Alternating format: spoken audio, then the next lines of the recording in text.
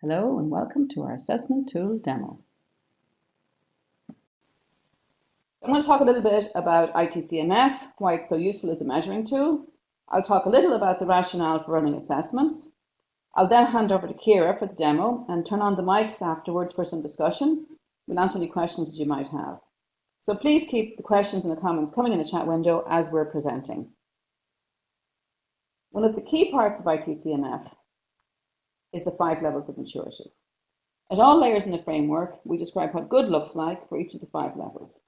This turned out to be a very powerful tool for a number of reasons. Here's an illustration of the 5 maturity levels for an effectiveness assessment.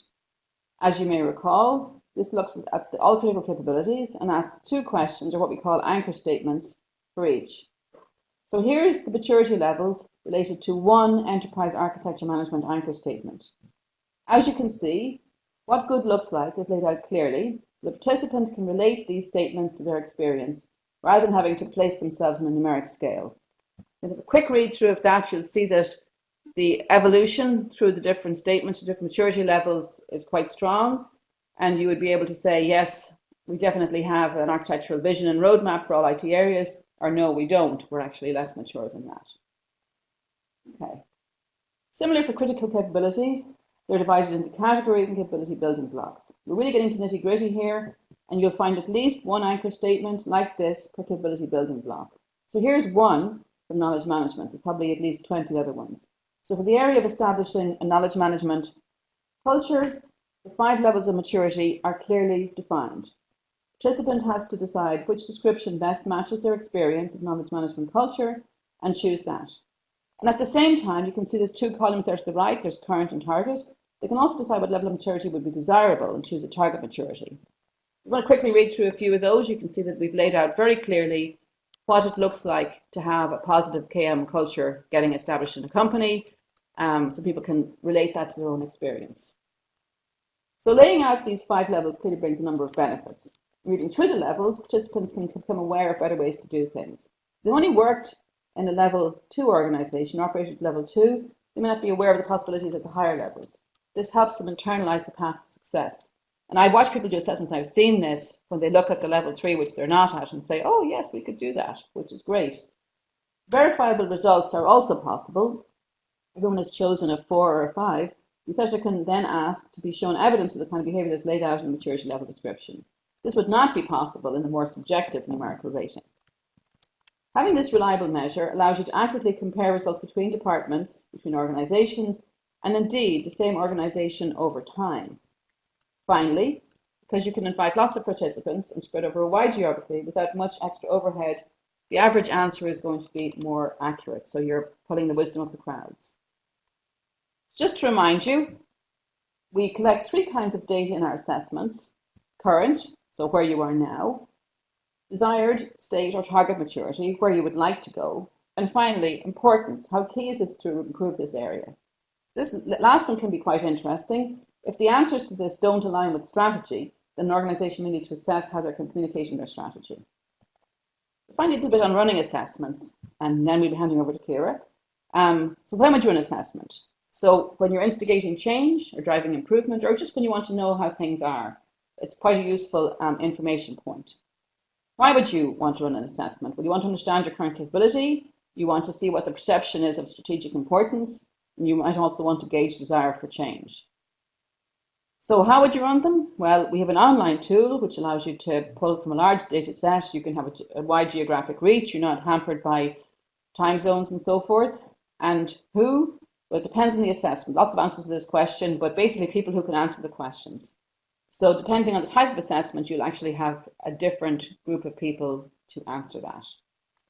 So now I'm going to hand over to Kira, and she's going to do a software demo for us.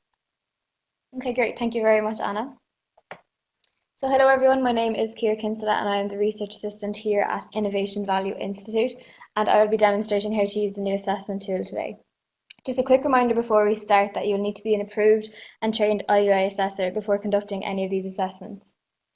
So firstly, we'll just take a look at our checklist. This is just one I prepared in order to show you what we will be covering today, and I will be referring back to this one once we have completed the various steps. It's just a list of what you'll need to know and how you'll access and use the assessment tool. Okay, so the assessor tasks I will be demonstrating are logging in, setting up a survey, inviting participants, reminding participants, downloading the data, and then logging out. So logging in. First of all, to log on, you must visit our portal at www.content.ivi.ie and enter your username and password. So I'm just going to do that now.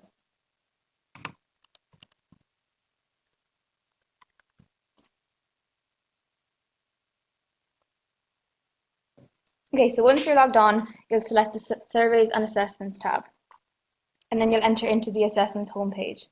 So on the left-hand side, you can see the list of the different tabs, such as Home, Organisations, Questionnaires, Users, and then the Logout tab. And on the main screen area, you'll see the Organisation, Questionnaires, and Users tab. Most of the good stuff is in the Organisations tab, so that's what we'll be focusing in on today. So just click into there.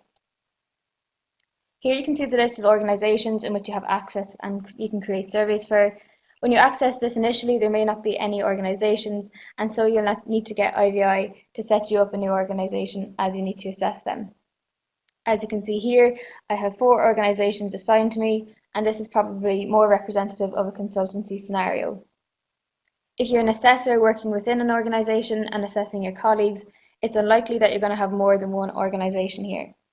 So just click into the organisation in which you want to create a survey for. I'll be creating a survey for Acme Limited today. So once you've entered into your organisation's page, you should see the name of your organisation, a tab for surveys. We'll look more closely at this in a few minutes. There's also a list of the assessors in the organisation. So as you can see here, Anna and Paul are also assessors for this organisation, and then there's also a list of questionnaires at the bottom, which are available to your organisation. And yes, I know that there are multiple names repeated here a few times, but don't worry, they're just multiple test users and questionnaires under the same name. So I'm just going to mention the difference between a survey and a questionnaire at this point.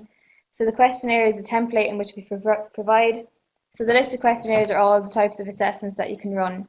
And then the surveys are instances of those questionnaires that you have created and that have been populated with data by your participants. There are also many more questionnaires that can be available to you than what is displayed here. There are 36 critical capability questionnaires, and there are also questionnaires for the effectiveness assessment, the various readiness assessment, and etc. You can request access to these from IVI, but just for the purpose of this demonstration, I just have access to the few that you can see here. Just go back to the checklist. We've completed the log on, and now it's time to set up a survey. Okay, so to set up a survey, just click into Surveys. As you can see here, I have 2 previous surveys already set up for this organisation, but today we're just going to set up a new one, so just click on Add. This will bring you onto a new survey page, and so you'll be able to select the appropriate questionnaire available to you from the drop-down list. And again, you'll only have access to the questionnaires you've been given access to. So I'm just going to choose the IT Effectiveness Assessment, and I'm just going to call it IT Effectiveness July 2018. You're also going to be allowed to select choose a start and end date. So I'm just going to say it starts today and ends tomorrow at 5:30. And then just hit Save Survey. So this brings you onto a page with details of the questionnaire you've chosen. So your organisation, your survey status, which is how long the survey is going to be active until, the period of how long the survey is open for, and then the duration of the survey. Okay, so on this page here, you'll see multiple tabs just above which read Participants, Preview, Charts, Export, Workbook, Edit, and Delete. So if we just click onto the Preview tab, we'll be able to have a look at what the survey is going to look like. So then just go down and click on our turn to agree to our terms and conditions and hit Next. So this is what the preview of the survey is going to look like. This is what your participants are going to see. You might want to review the questions and the 5 maturity level statements so that you know what you're asking. You might also want to see how they rate the importance and what questions will be asked at the end of the survey. So you can just see those by clicking on those 2 tabs here. Of course, you can also see this by inviting yourself to the survey, but this is just a cleaner way to look at what the survey contents are. Okay, so now it's time to invite participants.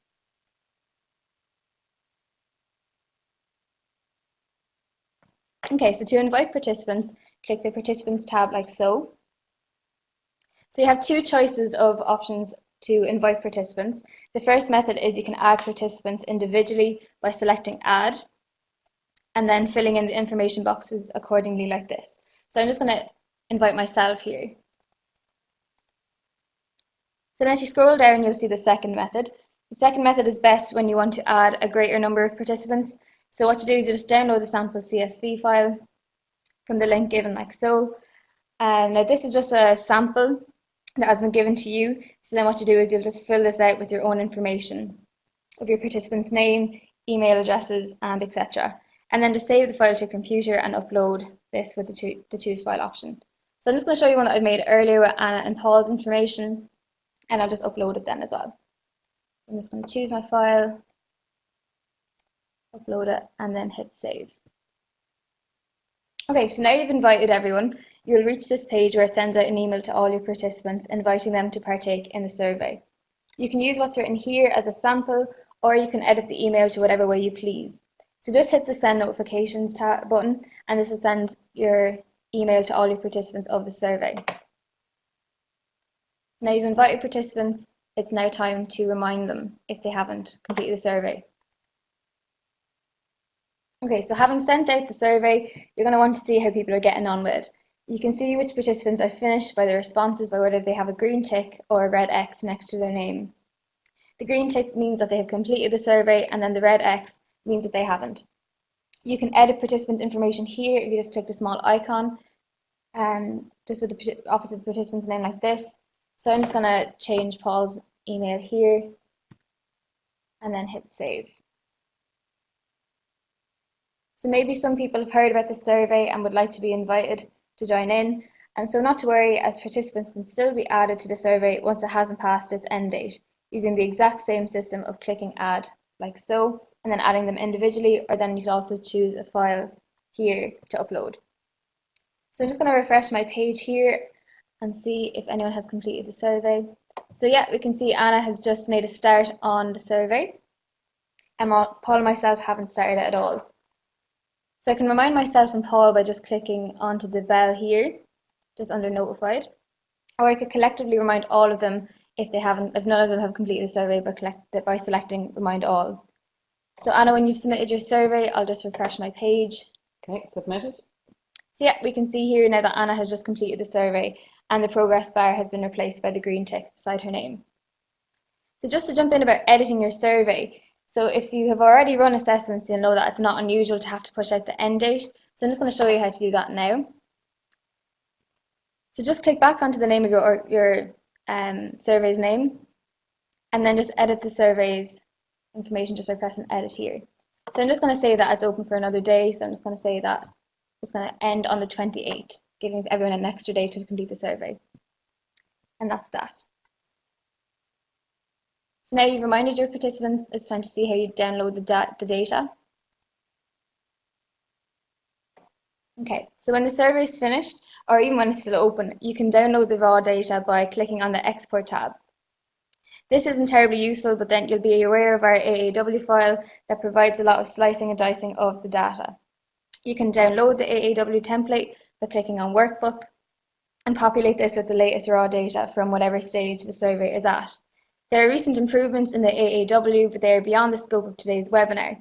So if you're interested in learning about that, we can run a webinar. Just let us know if you're interested by popping into the chat window. Okay. Now we've downloaded the data as well. Okay, so we've learned how to log on, create a new survey, invite and remind participants, and also download the data. So now all that's left to do is log out. So this is just done simply just by pressing on the logout button just here on the left hand side, and that is that. So hopefully this has given you a good guideline on how to use a new assessment tool. There will be documentation available in the next coming weeks if you want to go back over how this works. This recording will also be posted onto YouTube in case you've missed certain areas or if you want to go back over the whole demonstration. But that's it for me, so thanks very much for listening, and back to Anna. All right, thanks, Ciara. So that was only Ciara's second time to do a demo during the live webinar, so I think she did a pretty good job. Hope you agree with me. I want to talk a little bit about next steps now. So what's next for ourselves? Yeah, I think that's the right one. Yeah. So When will it be live? So the tool's already live. It's in beta. It's the recommended tool for effectiveness assessments and critical capability assessments, and we are moving on to readiness assessments next. We have some new features coming in autumn and early spring releases. We'll be able to put some of the charts from the assessment workbook, the AAW, that will be available to you online just to have a look at. We'll have some online benchmark selection. We'll have the ability to select priority CPBs and CCs and save.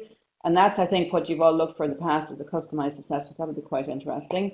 We'll have automated POMs retrieval based on saved priorities, and we're looking at experimenting with an inference engine to deal with CC interrelationships. So a way to basically automatically point you to the best CCs to work on the basis of your effectiveness assessment, using previous data to guide that. So if you'd like to run an assessment, you can contact Paul Goddard at ivi@num.ie. If you want to be trained as an assessor, you can contact Michael Hanley at mu.ie. So with no further ado, I'm going to turn on people's mics. So everybody has microphone rights. Now, in order for you to speak, you need to go up to your audio button and turn on your microphone and then select the right microphone for that to work. But if you don't want to speak, that's fine. The chat window is great, and we already have a question in from Sarah. So, Paul, I don't know if you'd like to take the questions. I can certainly take them if you're not in a position to do so. I see your mic has gone, so you need to turn that on. So Sarah's question, what were the reasons you've left Qualtrics, and what happens when the Qualtrics end date is reached? So I think... sorry, Anna, can you hear me? Yeah, great. Thanks, Paul. It's Qualtrics. We had used it, and it was a very powerful tool. But unfortunately, some of its workflows weren't quite, as intuitive as this tool, and it didn't, completely suit what we were trying to achieve with the assessment tool. It was also difficult to move it forward in terms of doing charting and other things like that. And we also had some technical issues, over the time we'd used the tool. So we reassessed what we wanted to do, and we chose to move on with it with our own assessment tool. Great, thanks for that, Paul. So, Sarah, the Qualtrics end date, there's not any Qualtrics end date per se. Do you perhaps mean the survey end date? I know, maybe I'll speak to this because we didn't go into this in the demo. We do put in a survey end date, and when you reach the end date, participants can no longer submit any additional information. And additionally, people that are assessors who are creating a survey can't add people to the assessment. Do you have anything to add to that, Paul? No, I mean, other than any end date with the Qualtrics survey, there won't be any disruption. We'll ensure that there won't be any disruption moving from one to the other for surveys that are already in progress. Perfect, great, thank you, Paul. There's a question coming in for Declan. Is it still possible to set up a demo survey for a client? Yes, that's even easier now, Declan. With the assessment tool, you can create a demo survey within the organization and distribute the assessments. And also for the administrator or the person running the survey, it's much easier to preview the survey and take a look at how it looks before you make any distributions. Okay, great. I think Declan has some more things to say. Anybody else have any questions? We're happy and willing to answer them here. There's not a lot left to cover. So get your questions in now, because I suppose we'll be finishing quite soon. But we're happy to answer questions for the next half hour if you'd like to be asking them. Okay, so Declan wants to know about the highlights of the changes. And I suppose, Declan, one of the things, how it's changed the AW, one of the things we've taken from the last webinars that we actually will run a webinar about the AW itself. I think that'll be something worth doing over the next couple of months. But I don't know, Paul, if you want to talk about your excellent work in that area, I think people might enjoy hearing about it here. So we've made it a bit easier to use, Declan. We've laid it out with a kind of a workflow sheet at the start with links that allows people to browse easier through the worksheet, through the workbook, the AW. But we've also increased the automation that's available within the workbook. So it can now directly create PowerPoint files with all the charts in the workbook automatically, or just by the click of a button for a macro. There's a few other minor improvements, but that's I guess the main highlights.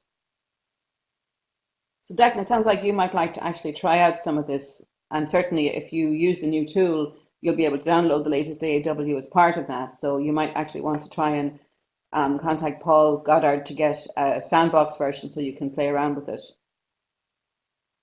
Okay, Declan says certainly. I think we have maybe a question coming in from Masa-san.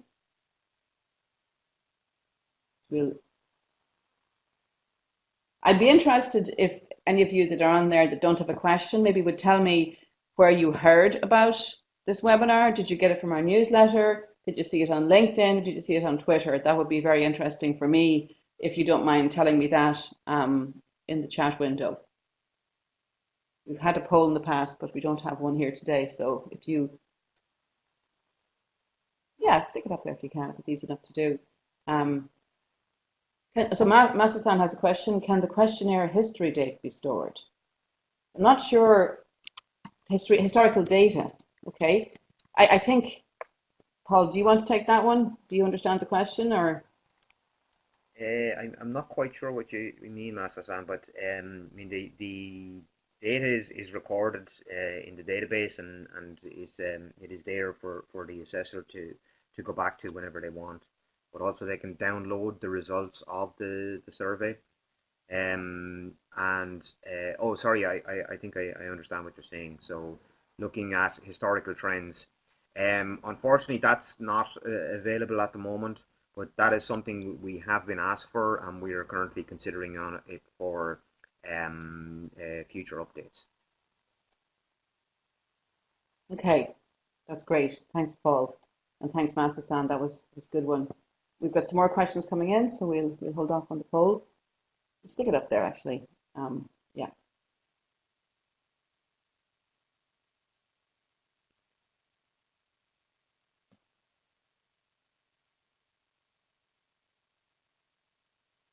Okay, great. People are filling out the poll. That's fantastic. Good to see. We'll show you the results when it's done. Okay, I think there seem to be no more questions. I mean, again, nobody seems to be typing. So I'll leave the poll there. We'll just pull it up a little bit and be out of the way. People can see that. So basically, just finally to say, if you'd like more information, you can go to our website, ivi.ie. You can join our LinkedIn community. It's the IVI Global Community on LinkedIn. So if you'd like to search for IVI Global Community, you'll find us. Please join us. Oh, we've got a question for Declan. For partners and clients, is it possible to skin the survey? So, Paul, do you want to take that one? Currently, no, but that's definitely something we could add to the list. I don't see why it wouldn't be possible. Okay. And I think the translation question, you can answer that quite well, Paul, I think. Yes, I mean, it is definitely possible to translate the questionnaires and add them as separate questionnaires. Unfortunately, there's no automatic way, let's say, of doing this. But we have, a sample of translated questionnaires in Spanish, in Japanese, in German, but of course it wouldn't cover the whole ITCMA framework.